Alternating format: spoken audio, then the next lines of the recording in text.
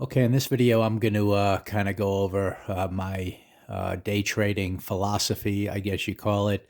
I kind of outlined it here, and I'll go over each of these points relatively slowly, and then I can kind of switch them back and forth to the charts just to kind of highlight the examples that I'm going over. So essentially, I'll go, kind of slowly here. The philosophy itself is I want to catch big directional moves, and this is for the day, that immediately go my way. And the importance of that is it enables me to control risk. So in my trading over the years, I've just decided I wanted entry location to be like the most important thing. I want to pick a spot, no matter what time frame I'm dealing with, that a trade immediately goes my way, and then I know I can control risk. So I'm never going to buy when price is moving down because I can't predict when it's going to turn and turn up. So obviously, that starts out with trades that are starting up in some form. But anyway, so that's the goal. Letter B, the big directional moves of a day start near the open. And if you just look at any chart, you'll see that for the most part, when you get a big move, it's going to be near the open. The low of the day is going to occur early, and you're going to get that first move of the day. So most of my day trades are morning trades. That's what I'm looking for, and I kind of know how the 15-minute chart tends to move. With stocks that show a good directional move. So I'm always tracking that. Also, C, big directional moves start above the midpoint of a prior day. So let me kind of go to the charts at this point and show you what I mean. This is Tesla as an example. I just decided to pull up. You can pull up any chart, go back, look at it. Don't trust what I'm saying here. This is the daily chart of Tesla. This is a 15-minute chart, which I'll get into later. But if you look at all these big green bars, okay, first of all, you'll see the open is obviously close to the low of the day, and they move up. Also, note how many are above the midpoint of the prior day. It's not guaranteed, but I'd say 80-90% of it takes place. Here's a green bar above the midpoint. Here's a green bar above the midpoint of the prior day. Here's a green bar above the midpoint of the prior day. This green bar started above prior day. This one started as a reversal day, so that I probably wouldn't be trading. Here's a green bar above the midpoint of the prior day. Essentially midpoint of the prior day, midpoint of prior day, midpoint of prior day. Every green bar you look at, midpoint of prior day. So I'm focused on the opening, price action starting above the midpoint of the prior day.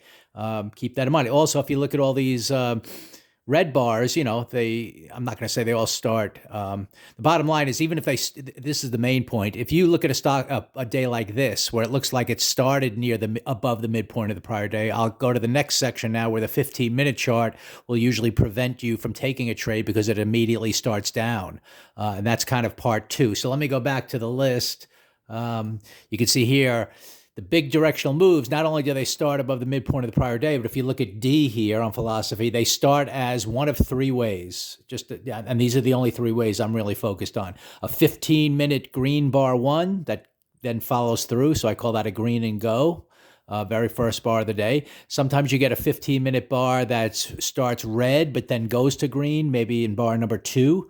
So I look for that. And then sometimes you get a 15-minute bar that kind of, you get maybe it's a green bar, let's say, but then the next few bars pause inside of that bar and then they go. So that's it. So that's kind of the game plan in terms of above the midpoint of the prior day, and then looking at that opening 15-minute bar price action. And I'll get into that in a second when I look at the charts to conclude this video. So then just to go over these are two just general concepts here. Number two is I can't predict which are going to be the big movers. So what do? I've decided I'm going to track many stocks at one time, like 15 to 20. If you look at my board here, let me give you an example. Well, this isn't. If I go to this screen here, I'm going to have to then click on the other ones. You could see, well, this is just one particular screen, but I have three screens. I'll track up to 15 stocks at a time. So let me get back to the Tesla charts. And that's what I'm saying. I'm going to go ahead and track many stocks near the open, 15 to 20 of them. The ones I generally choose, I have favorites that I choose all the time. I get to know them. They have good volatility. I look for strat setups that are, unfolding for the next day. I look at, yesterday yesterday's winners, and I kind of see if I want to start tracking them tomorrow. A big thing is I look at the pre-market movers, and that's easy to see, which are some of the big name stocks that are moving up on the day. That's usually a good indication you might get a big mover. And finally, if I have 15 to 20 stocks I'm following and a couple of them open immediately red and just go down, I know they're not going to really trigger. I'll scan. I have a scanner here. I don't want to, well, let me see if I can pull it over on this screen because I don't feel like turning the, yeah, it's not moving. So I have a scanner where I kind of look at the stocks that either have I have a volatility rank. So if I see like a high volatility rank and then I see they're green on the day, I kind of look to see how they opened, or I look at the net change, the biggest net change winners, so, early on, and then I kind of see if I want to add them to the list. So I'll replace some of those 15 to 20 stocks with these charts and I'll start tracking them. In many cases, they're 15-minute bars that open strong, and then you have some inside bars, and it gives me time to look for opportunities in those stocks. So finally, then I call this number 3 success. How do you generate success with this approach? Well, I'm trading several stocks per day. So it's not like I'm just picking one stock. Whatever, as I'm tracking those 15 to 20 stocks, wherever I get, in section 1, those openings, I'll just take the trade. Because I can't, predict which ones is going to be the winners. But if I trade several stocks that are giving me the signals, it increases the odds of catching the big movers. So that's why I don't just make one trade. I'm usually trading 2 or 3 stocks. Now, if the first trade or 2 goes my way and I kind of capture the amount I'm looking to make on the day, I'll quit. But in general, so I kind of see how that first trade is developing, and then the next one and the next one, and that helps me to judge how many I want to take. But in general, the more I take, the more I increase the odds of catching the big movers. Also, it compounds returns. So in other words, if I just traded one stock every day, that would be, let's say, 20 trades a month. And some are going to be winners, some are going to be losers. That's typical of any methodology. So it would take a while for the account to build up. If I'm trading 4 stocks every day, that's 80 trades a month. So it's just going to, if I'm, then that goes to letter C, that I train the same method over and over and over again for every stock for consistency. So all I'm doing by trading many stocks is kind of compounding my returns by making like 80, as many, if you can trade, 100 stocks a day, that you're going to get a lot of winners, some small losers, and you'll do even better. But, there's only so many you can track at one time when you're trading. So that's the method, or that's the philosophy, so to speak. Now, if we look at the Tesla chart, I guess the only thing I wanted to point out to end. So in other words, I'm just trying to think of the best way to show these examples. So let's just start here on these days. We're obviously on the 1222 and these stocks that opened above the midpoint, and then we can go look at the 15-minute chart on those days. I just want to show you a couple of obvious days how the 15-minute chart unfolds on the good days, and then I'll show you the days where it's kind of you're starting above the midpoint, but it becomes a red day, and how the 15-minute chart saves you. So what did I say here? This one was the 1222. So let me get the 15-minute chart, because that's the chart I tracked, 1222. Yeah, here we go. So here's an example. You can see the 15-minute bar went up. This was a 15 and go, and then it kind of paused, and then it went higher, had that first directional move of the day. And again, this is a great example of why I just trade in the morning. I know these trades typically make their big moves in the morning. Sometimes they'll make a secondary move to test the high, but many times after that first move, that's all you get on the day. So I'm just looking to take my profits early in the morning. I've had questions about where I set stops. It's a little, it's not hard and fast rule, but in general, I'm looking at the midpoint of that first 15-minute bar. And I want things to immediately go my way. So if it within it's almost, I want that first, if this is the type of trade, I want these first few bars to really start up, or else I get very antsy and I'll exit before the midpoint of that first bar. But you'll notice the way on these good days, the midpoint of that first bar usually holds on directional days. So I don't want to get into exiting right now. I just want to show you how, these type of setups present consistent opportunities over and over and over again. The next day, which is right here. This is another big green day that it started above the midpoint and went higher. You can see here this was a red to green move. So the first 15-minute bar in red, then we broke out on the green side here on bar 3. Midpoint of that first bar is a good, initial stop, which I'll look to tighten up as soon as possible. Another way I control risk, by the way, is once I see this move starting up, like almost immediately, I'll scale out of some of my position. That kind of lowers my break-even stop to below entry somewhere, and then, I capture the rest of the trade here. A lot of times I do exit a little early when I get a really nice move. I should just probably hold on, but that's a whole nother topic. I also use strat targets to consider.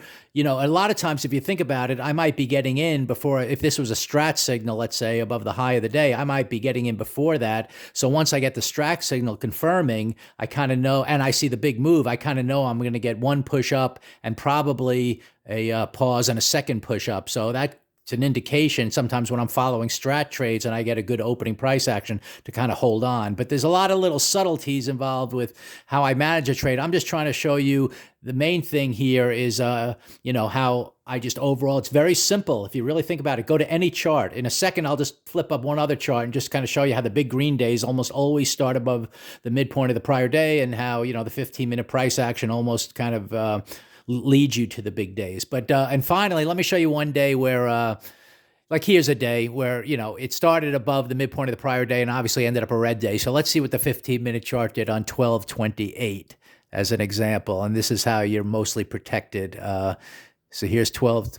Yeah, so here's 12/28. You can see we're opening above the midpoint of the prior day, but right away the first green bar doesn't even go up and give you anything green, and immediately goes down. So, you started by the midpoint, but it heads lower, so you're protected. A stock like this, if it was on my watch list, I would immediately eliminate it and replace it with another stock. So that's that. And again, so that's it. I suggest you go back and just examine charts on your own, examine the, above the midpoint of the prior day, an opening 15-minute price action, the way I listed it, and just see what, you can come up with. To me, it's a very consistent approach. It sets up the philosophy of catching big moves early. And, the losses are very, very small because that opening price action, even if it's going to, fail, like the 15-minute chart comes up and then fails, you're generally going to test a high and take out some stops before it comes down. That's another concept. And finally, I mean, this is just one other point I didn't even mention on here. It's a subtle thing, but I do watch the pre-market action.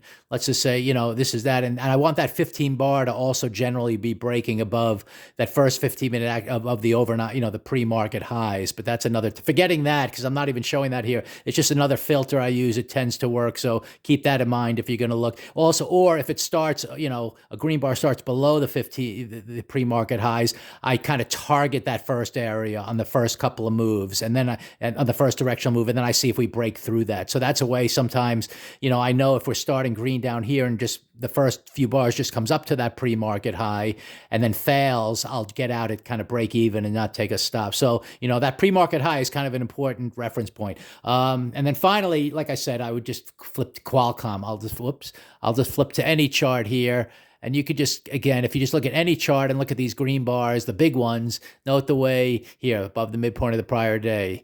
This one was just a reversal bar, but here kind of essentially midpoint of prior day. Here's green. I'm not afraid of, by the way, continuation trades. In terms of the strat signal might have been here on a 2 down, 2 up. I know that sometimes you get 3 or 4 bars in a row that head up, and especially if I see some magnitude and everything. I use the strat actually to judge what opportunities are there. I especially love the pivot machine guns, where I just know I can get a bunch of days.